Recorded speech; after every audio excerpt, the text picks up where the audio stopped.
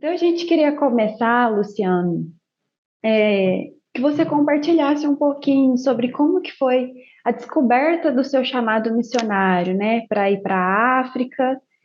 Acho que você está na cidade de Maputo, não é isso?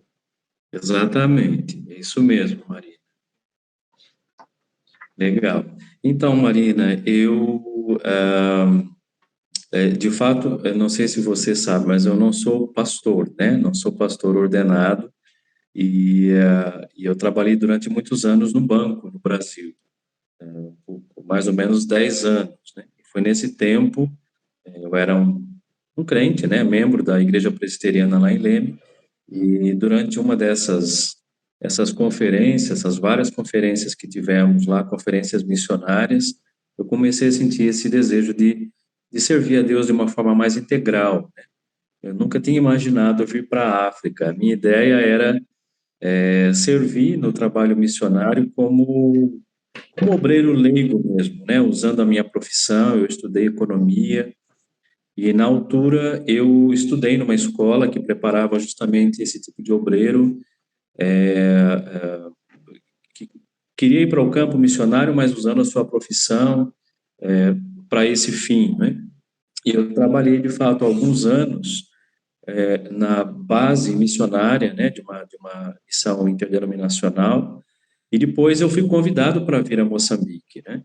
Então, eu nunca tive, assim, um chamado específico para um local geográfico. Eu sempre senti um chamado para uma tarefa específica, que envolvia também esses conhecimentos, né, na área profissional que eu tinha.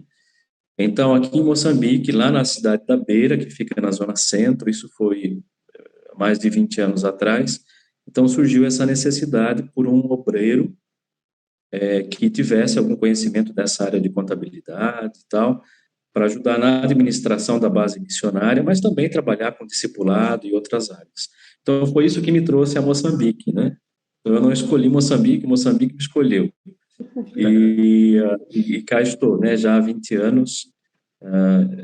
E durante esse tempo todo, é claro que o meu ministério acabou tomando outras direções, né? Não trabalho mais ligado a essa área administrativa, estou mais voltado hoje para a área de formação de obreiros, mas em resumo é isso, né? Então, o meu chamado sempre foi para estar mais envolvido na obra missionária usando os meus conhecimentos profissionais. Então surgiu lá no banco, Banco Real, que nem existe mais hoje, né? Os mais jovens nem se lembram do extinto Banco Real, onde eu trabalhei muitos anos, e foi durante esse tempo que Deus foi colocando no meu coração o desejo de deixar o meu trabalho e servir a Deus de forma mais integral com o meu tempo, né?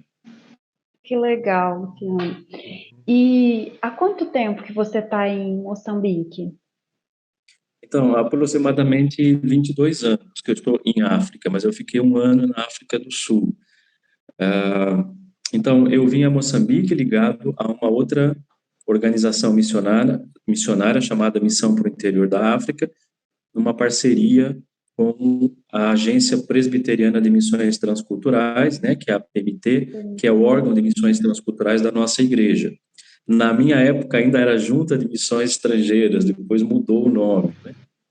Então, fiquei 10 anos na região central do país, como eu falei, mas hoje, de 10 anos para cá, eu estou trabalhando em Maputo exclusivamente com a Igreja Presbiteriana de Moçambique. Então, posso dizer que estou há 22 anos aqui, mas em Maputo há 10 anos, mais ou menos. Legal. É, Bastante tempinho aí na África, então 22 anos, é, né? E nesse período todo que você teve aí, você chegou a sentir muita diferença cultural na mudança do Brasil para Moçambique? Como que foi? a mudança, realmente há uma diferença muito grande. É claro que aqui também usa-se a língua portuguesa, né? Uhum, Uma cidade como Maputo, que é uma cidade cosmopolita, tem muitos estrangeiros aqui, tem televisão, a mídia, tem novelas brasileiras, há muita coisa que conecta a gente com o Brasil, né? Mas durante o tempo que eu estive na Beira, que é uma região mais no interior, eu senti mais fortemente, né? E no início do meu ministério. e realmente as diferenças culturais são bastante grandes, né? A gente não pode se iludir de que só porque falam português há essa ligação. Realmente a língua portuguesa é falada principalmente nas grandes cidades, né, que não são muitas aqui, mas quanto mais para o interior você vai, você encontra menos a língua portuguesa e mais as línguas nativas daqui, que são muitas, né? Então, todo moçambicano praticamente é bilíngue, ele fala a língua portuguesa, que é a língua oficial, mas ele também tem a sua língua materna. E os aspectos culturais são realmente muito diferentes.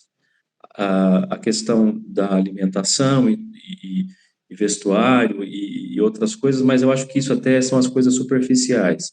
Eu acho que os desafios maiores estão lá na questão dos fundamentos da fé, né? Então, a cultura africana ela é extremamente arraigada à religiosidade africana. Então, dividir religião e cultura aqui, nesse contexto, é muito difícil, né? Então, quando o evangelho chegou aqui, tentou-se fazer, conciliar as duas coisas. O que acaba acontecendo é esse dualismo, né? O africano, em algumas coisas, ele vai à igreja, aqui eu sou crente, mas em outras áreas da vida dele, ele acaba caindo para a questão cultural, né? Que também é religiosa, né? Tentam dividir as coisas, mas as duas coisas estão interligadas. Isso é muito forte aqui nesse contexto. Uhum. Essa região da África que você está aí, Moçambique, se localiza em qual mesmo? Você falou? Moçambique, ele fica na região sul da África, Sul. mas na parte oriental, aqui Ah, tá. banhado pelo Oceano Índico, né? Então ele Uhum. faz fronteira com a África do Sul, com Zimbábue, com Sim, Malawi, né? E ao norte com a Tanzânia. Então ele fica nessa banda oriental aqui sul do continente africano. certo. E você falou sobre essa questão dos desafios da fé, né?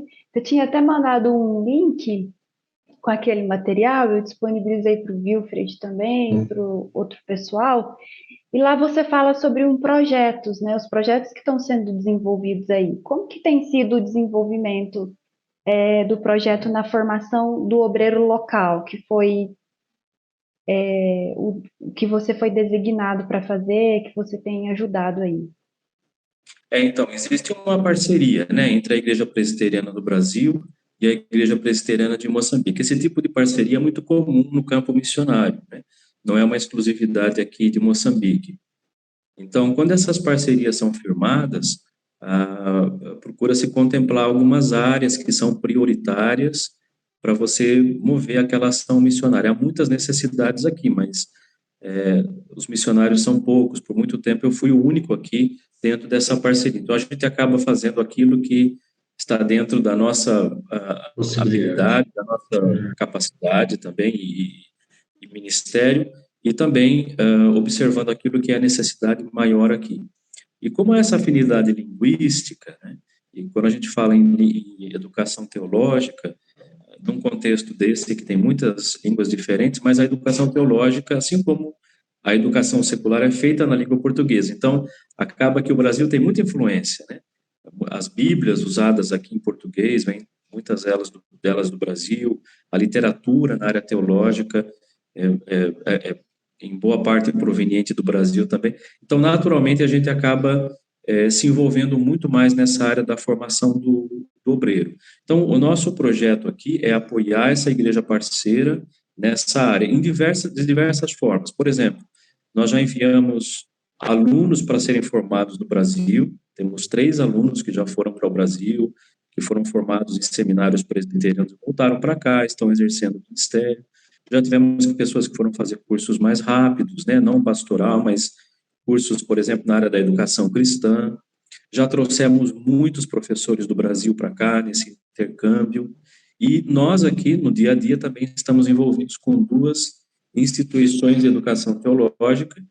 Uma delas é o Seminário Unido de Ricátala, que é um seminário interdenominacional que forma obreiros para diversas igrejas históricas mais antigas aqui, a Igreja Anglicana, Luterana, Congregacional e também a Presbiteriana. E nós não temos ainda um seminário presbiteriano aqui. A única escola ligada pertence à Igreja Presbiteriana é essa na qual me encontro agora, até estou aqui no escritório dela, que é a Escola de Teologia do Covo. O Covo é uma região aqui no centro de Maputo, que onde fica essa nossa escola, mas ela não é uma escola de formação pastoral, ela forma obreiros leigos também. Então, o nosso projeto aqui é a formação do obreiro, seja para o ministério pastoral, também ajudamos na formação de evangelistas de crianças e também do obreiro leigo, que é chave nesse contexto aqui. No Brasil, a gente está acostumado a ver sempre os pastores pregando, né, nos domingos. Aqui, o pastor prega, às vezes, um domingo ao longo do mês todo. Quem prega no dia a dia são os anciãos, porque há falta de pastores e também por questões da tradição local aqui. Quem realmente faz o trabalho de pregação e de ensino são os anciãos, que são os presbíteros do Brasil. Mas eles não têm treinamento, né? Então, o objetivo dessa escola é formar essa mão de obra, né, leiga para a igreja.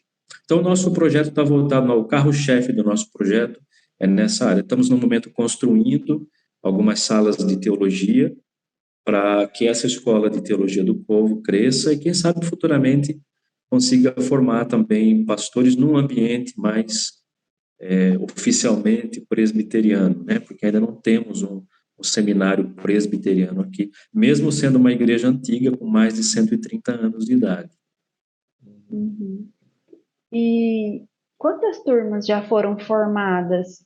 Você falou que 3 pessoas, né, já haviam sido formados, mas assim, é Ricátala mesmo que fala, né? E Não, do não, Covo. esses três que eu falei para você são três que nós mandamos para o Brasil para estudar, mas aqui temos muitos Ah, alunos, tá. né? No momento nós temos 25 alunos aqui na Escola de Teologia do Povo, e lá no Ricátala temos aproximadamente 50 alunos. Hum. Então, e ao longo desses anos, eu não sei precisar quantas turmas para você, mas só aqui no Povo foram mais de 70 alunos formados já que nós tivemos, né? Não temos só alunos presbiterianos aqui, também temos alunos de outras denominações cristãs aqui no país também. Olha só que bênção. Um número bem expressivo, né, É um Wilfred? número, sim, sim, muitos alunos já passaram por aqui de fato. Hum. E a gente queria entender um pouquinho também como que após esses alunos serem formados, como que é esse processo de inserção deles no campo missionário, né? Porque mesmo sendo tanto para os leigos como para aqueles que vão se formar para serem pastores, a gente entende que é para ser um obreiro local, né? Então é para trabalhar aí com vocês mesmos. Como que acontece esse processo? É claro que nós estamos a falar de uma denominação que já tem alguma estrutura, né? Então, ela já tem no sistema presbiteriano, os presbitérios é que distribuem, né? Aqueles pastores que vão sendo formados. Aqui em Moçambique, nós temos apenas um sínodo, né? Acho que no Brasil são mais de 60 ou 70, mas aqui só tem um sínodo e alguns presbitérios. A igreja presbiteriana aqui ela é mais concentrada aqui no sul do país. Centro e norte são mais áreas de missão, onde a igreja tem poucas congregações plantadas, né? Mas é claro que essas colocações, uma vez que o obreiro é formado, isso já é uma tarefa que a liderança da igreja é que realiza, né? Agora, o problema maior que nós temos aqui não é só formar o obreiro, foi sustentar o obreiro, né? Uhum. Porque você formar, você ter ele na sala de aula, é uma coisa. Depois, quando está formado, você tem que sustentar. E esse é o grande desafio que nós temos aqui. Temos um histórico, né? Quando você olha na história das missões aqui operando em África, Moçambique, uma história de dependência, né? Que foi se criando, que não é saudável e até hoje ainda depende-se muito daquela ajuda que vem de fora. Queremos quebrar esse tipo de dependência. Para isso, temos que treinar também as igrejas para que saibam compreendam que elas têm que sustentar os seus obreiros, os seus pastores. Mas é um desafio muito grande, é um contexto que ainda tem muita pobreza, no interior há muita dificuldade ainda. Mas, normalmente, esses obreiros, eles são enviados quando são formados para as regiões mais no interior, né? E especialmente nas zonas centro e norte, que são mais campos de missão. Os obreiros leigos que nós formamos aqui no Povo, eles já são pessoas inseridas no contexto das suas igrejas locais e eles vão contribuir lá mesmo, né? Onde eles já são membros, já participam. Mas é interessante porque nós temos aqui, atualmente, por exemplo, no seio dos alunos, temos professores, temos enfermeiros, temos diretora de escola, temos um policial, temos pessoas envolvidas temos um advogado, temos pessoas das mais diversas profissões, né? E que vêm para cá porque querem ter essa capacitação bíblica, mas são pessoas que já estão inseridas nas suas igrejas e também na sociedade, né? Então, é claro que acontece de uma maneira um pouco natural. Nós, missionários, não temos muita interferência nesse aspecto, né? Lembrando que é a igreja, a parceria com a igreja local aqui, que já tem uma liderança que define, né, os rumos da igreja e as colocações dos obreiros também. Ah, que legal. Muito legal. Eu vou passar a palavra para o Wilfred, que ele também tem algumas perguntas, né, para estar conhecendo um pouquinho mais sobre o seu trabalho aí. Ok. Professor Luciano, aproveitando essa sua última apresentação, a pergunta é: esses pastores que têm o chamado mesmo para ser pastor e que são enviados para o interior, eles conseguem trabalhar integralmente para a igreja ou também precisam procurar algum trabalho local? A maioria deles tem que ter uma outra atividade também. Para se sustentar, né? É por isso que, por exemplo, o seminário de Ricatla, o aluno, quando entra lá com a 10ª classe, que aqui é o equivalente no Brasil, a 8ª classe, né, que é o ensino ginasial, né? Já estou um pouco desconectado, mas aqui o ensino básico, né, o ensino básico vai até a 10ª classe. Depois disso já é o chamado ensino médio. Então, o aluno, quando entra no Ricatla para fazer o curso pastoral, ele já sai com o curso médio pronto e, inclusive, o governo aqui dá um atestado, ele pode ser professor até, da escola pública. Então, muitos deles acabam também sendo professores, porque a carência aqui é muito grande. É muito grande. Tá. Professores. Então, muitos deles, lá onde eles vão, acabam se envolvendo como professores e alguns trabalham em outras áreas também, porque realmente depender só da igreja é muito difícil. A igreja, por exemplo, tem um salário definido para um pastor, né? Que deve estar hoje em dia por volta de menos de R$ 1.000, né? Por mês, um pastor para sua família. É muito difícil, né? Imaginar uma pessoa viver com R$ 800. Isso estou a falar de pastores, né? Os outros obreiros, menos ainda. Então, é um desafio muito grande, não dá para esperar que eles vivam somente com isso. Alguns têm as suas esposas que fazem também algum tipo de trabalho, algum tipo de negócio. Então, infelizmente, essa é a nossa realidade. E esse é um problema porque o pastor acaba não tendo aquele tempo também, né? Para ele estudar, para ele morar, para ele fazer visitas. Então, é um desafio, é um processo que acompanha também o desenvolvimento em outras áreas sociais aqui no país, né?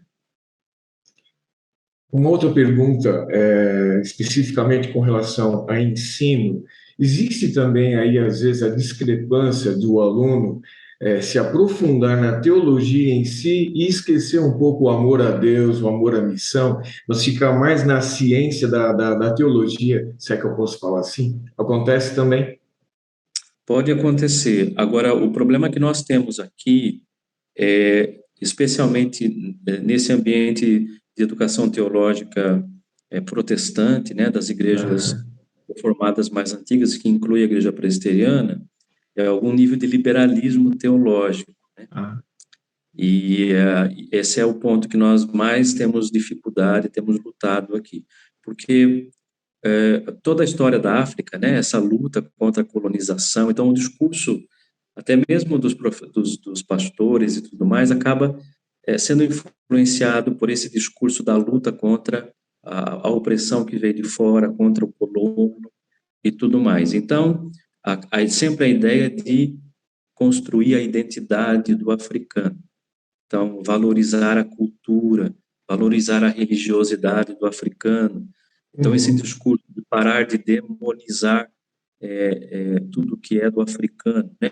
E é muito interessante, eu gosto desse diálogo, né? O problema é que acaba se caindo naquele perigo de você, para tentar fazer com que o cristianismo aqui seja de fato africano, ele acaba deixando de ser bíblico, né? Acaba uma coisa comprometendo ou engolindo a outra, né? Então, esse é um risco que nós temos. E lá no seminário de Ricardo, nós temos essa influência do liberalismo teológico. E esse discurso, por exemplo, da teologia da libertação no Brasil, acontece mais no meio católico, mas aqui acontece mais no meio das igrejas protestantes. Então, aquela coisa de que as igrejas têm que se envolver na área social. Então, se você está aqui, fazer missão aqui é abrir escolas, abrir hospitais, é civilizar. Então, confunde-se aquela coisa de trazer missão é trazer também civilizar, né? Fazer alguma coisa em prol da sociedade. Então, há muito dessa, é claro, né? Num contexto como esse, você não pode só falar da Bíblia, pregar, não só, né? Falar da Bíblia é suficiente, né? E pregar, mas se você colocar de lado o aspecto social, você acaba não tendo voz, né? Ou falando no vazio aqui num contexto com tanta dificuldade, com tanta privação que existe. Então, esse é o maior desafio que nós temos aqui. Agora, em termos de profundidade, é assim, irmão, eu devo dizer para você que algumas escolas dominicais em algumas igrejas no Brasil podem ter um nível de profundidade teológica maior do que muitas das nossas aulas, dos nossos cursos aqui, infelizmente. Então, ainda há muita superficialidade. Uma pena. Dá para entender. Mas deixa eu aproveitar então, professor Luciano, obrigado pelas respostas. Fazer uma pergunta para o senhor mesmo. Qual seria hoje seu maior desafio nesse trabalho de missões que, principalmente, preparar obreiros, preparar pastores? E qual é o seu maior desafio pessoal hoje? Ok. Bem, é claro que eu estou já caminhando para um momento de talvez até um retorno para o Brasil, né? Isso já é possível daqui a alguns anos, mas eu gostaria muito de deixar alguma coisa, né? Algum legado que pudesse contribuir de alguma forma, de forma bem objetiva, nessa questão de termos um ambiente onde podemos ter uma educação teológica mais saudável. Ok. E, nesse momento, o Ricatla é o local que nós temos, mas há essas influências das outras igrejas. Nós não temos um ambiente exclusivamente presbiteriano, onde você pode realmente ensinar uma doutrina presbiteriana. Não há esse ambiente para a formação pastoral aqui no momento. Eu gostaria muito, eu estou trabalhando, temos contribuído para que isso venha a acontecer, venha a ser uma realidade, porque eu acho que esse vai ser o maior contributo que a IPB vai poder dar para a IPM nessa parceria que nós estamos tendo, né? De fato, é um grande desafio esse, com tantas influências de outras igrejas. Aí eu faço ideia como os alunos, às vezes, devem se sentir meio perdidos mesmo, principalmente se eles vêm de algumas igrejas com alguns ensinos com viés meio estranhos, né? É bem difícil isso. E é interessante porque há décadas atrás, na década de 70, 80, quando estava naquela luta pela independência, então houve essa união das igrejas. Então, o Conselho Cristão de Moçambique foi esse ambiente onde elas se uniram para tentar, porque depois da independência ainda veio a guerra de 20 anos.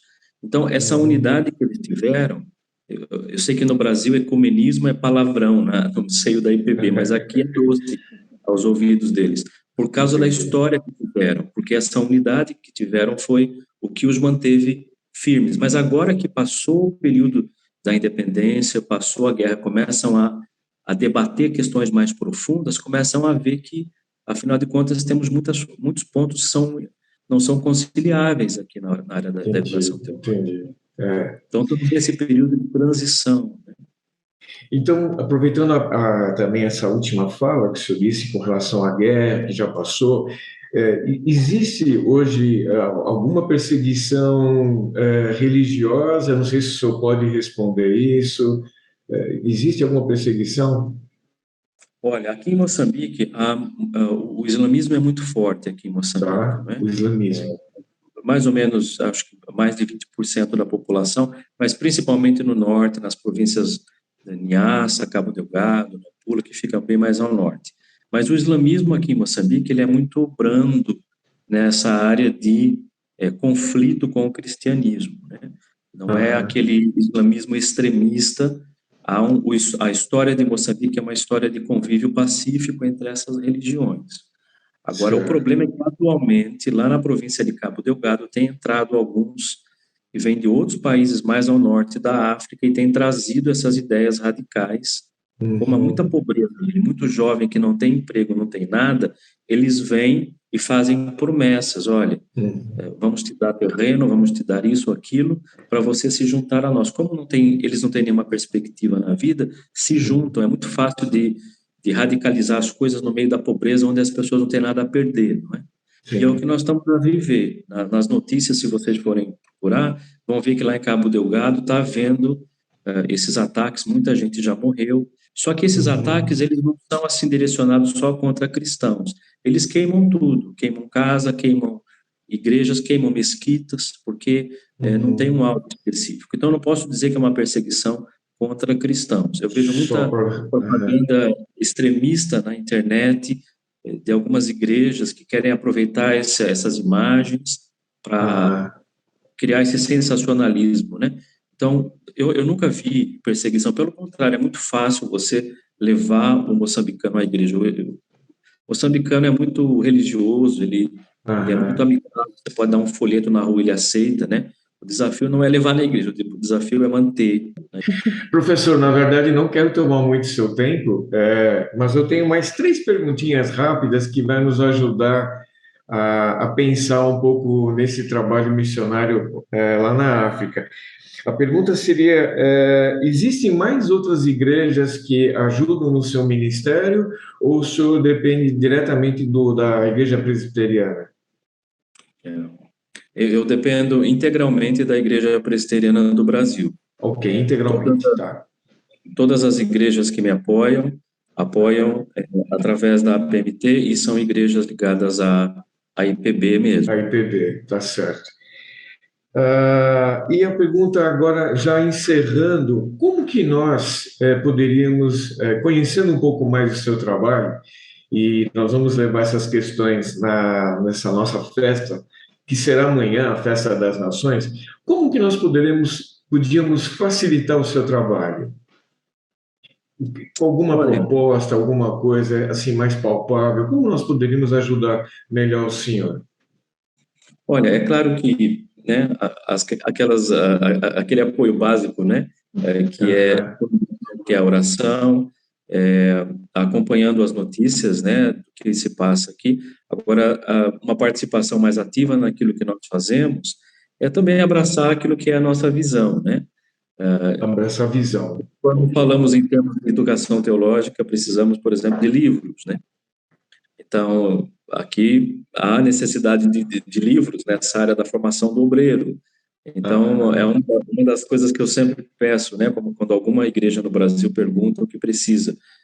Nós agora temos uma pequena biblioteca que nós demos início aqui há anos atrás, foi um presbitério aí de São Paulo mesmo que a juventude se aham. uniu, veio para cá, o grupo veio aqui, comprou para nós, temos quase 1.000 livros aqui, muito bons livros, é o que a gente usa para a pesquisa dos alunos, mesmo pastores, né, vem à nossa biblioteca para pesquisar, porque literatura é uma coisa que falta muito.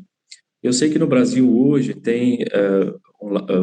as pessoas têm o recurso da internet, né, muitas coisas online, mas aqui ainda estamos um Ainda. pouco longe dessa realidade. Muitos alunos não têm nenhum aparelho, né, para poder fazer uma pesquisa na internet. A internet aqui é cara, Aham. comparando com o Brasil é bastante cara, eu acho. Então, é um artigo de luxo, acesso à internet Sim, aqui nesse contexto. sim. Uhum. Então, o livro impresso também, ele tem mais peso ainda nessa cultura, nesse contexto. Então, precisamos de livros, né? Precisamos de livros. Livros sobre a interpretação do Antigo Testamento, Novo Testamento, seria isso? No nosso caso, principalmente livros nessa área teológica. Não, livros Teológica. Tá. da vida cristã são interessantes, mas acabam fugindo um pouco daquilo que é o contexto local aqui, né? Ok. Mas esses outros livros, nessas áreas todas, da hermenêutica, da homilética, do Antigo e Novo Testamento, dicionários bíblicos, enciclopédias, né? Legal. Todo esse material usado para a área da educação teológica, para nós é interessante. Outra coisa, por exemplo, há tempos atrás nós recebemos uma doação da editora Cultura Cristã de Bíblias de Genebra.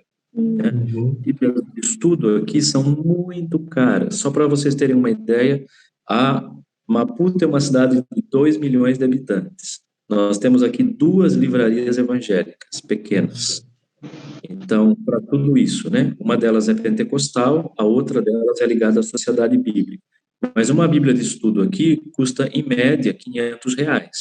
Nossa. Então, você imagina, por causa do custo que chega aqui, né, para nós. Sim, então, sim. são caríssimas, né? As lojas aqui também têm que ter o seu lucro. Então, as pessoas, como que vai comprar uma Bíblia desse tipo?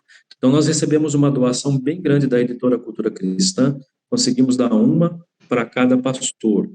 Mas ainda precisamos, por exemplo, os alunos do Ricardo não receberam. Toda hora eles chegam para mim, tem como arrumar uma Bíblia de estudo para mim, o quê? Nem que você tenha o dinheiro aqui, não encontra a Bíblia. Né? Então, coisas desse tipo, né? Então, por exemplo, a igreja pode fazer uma campanha para comprar 10 Bíblias de estudo, né? Para mandar para Moçambique. Quando alguém tiver vindo para cá, pode trazer, vai ser muito útil para nós isso. Literatura, né? Mesmo intercâmbio, nós já recebemos muitas vezes grupos que vieram do Brasil, tivemos um grupo da SAF que veio, doou máquinas de costura, deram alguns cursos na área do corte e costura, coisas assim, né? E foi muito bom, né? Então, essas iniciativas todas são muito boas, mas eu sempre tenho dito o seguinte, é melhor observar a qualidade do que a quantidade. Sim, sem dúvida. A África está muito acostumada a receber muita coisa que sobra do Ocidente. Que nem tudo é bom. Eu cheguei a receber uma caixa de Bíblias, quando eu abri, assim, havia Bíblias ali que não tinha, desfarelando, né, totalmente. Então, eu prefiro que mande 1, 2, 3 livros na área teológica bons, de qualidade, que vão ficar na biblioteca, que vão ser usados, do que um monte de livro que não tem interesse nenhum, só para mostrar a quantidade, né? Então, eu diria que essas são coisas importantes que eu acho que poderiam nos ajudar bastante nesse momento. Isso vai ser muito prático. Nós vamos incentivar os membros da nossa igreja a dar uma olhadinha nas suas enciclopédias, nas suas prateleiras e ver o que pode, coisa boa para que a gente pudesse possa enviar então para vocês. E assim, professor, muito obrigado pela sua colaboração. E ainda perguntaria se o senhor gostaria de acrescentar alguma coisa a mais, porque amanhã nós vamos expor várias nações com várias propostas de como ajudar em missões, e especificamente com relação a Moçambique, especificamente ao seu trabalho. O senhor gostaria de acrescentar mais algum detalhe? E aí somos profundamente gratos. Eu acho que só quando lembrarem de orar para que realmente tenhamos mais missionários, missionários que tenham em mente vir para a África, não para mudar as coisas por força própria. Porque quando vem desculpa eu usar essa expressão, né, um estrangeiro ou um branco para cá, até é muito forte isso, porque a palavra para branco na língua local aqui é mulungu, que é a mesma palavra para Deus. Imagina isso, né? É a mesma coisa. Então, há aquela coisa do branco santificado que vem para mandar, para fazer isso, aquilo, para mudar as coisas, quando na verdade não é isso. né? O missionário que vem para cá, ele tem que vir com aquele coração de primeiro aprender, compreender os desafios dessa cultura, né? E há tantos que vêm para cá e viram patrões aqui do povo, e é triste de ver, porque atualmente é uma força missionária, eu estou falando em geral das igrejas, por causa sim. da afinidade linguística, que vem para cá e nos envergonham demais. Uhum. Então, orar para que Deus mande pessoas realmente com o coração voltado para a sua palavra e com humildade, né, para aprender com Sim, essas sim. pessoas, e não só, a parceria é isso, né, você não apenas faz e manda e dá, você também recebe alguma coisa, aprende alguma coisa também, isso faz parte, né, É do verdade, é processo. verdade. Então, oração por uma força missionária mais humilde, Autêntica. mais centrada na palavra, porque o que está acontecendo agora é muito vergonhoso, até dá vergonha de você sair por aqui e dizer que é missionário, às vezes. É uma pena isso. Mas, professor, muito obrigado.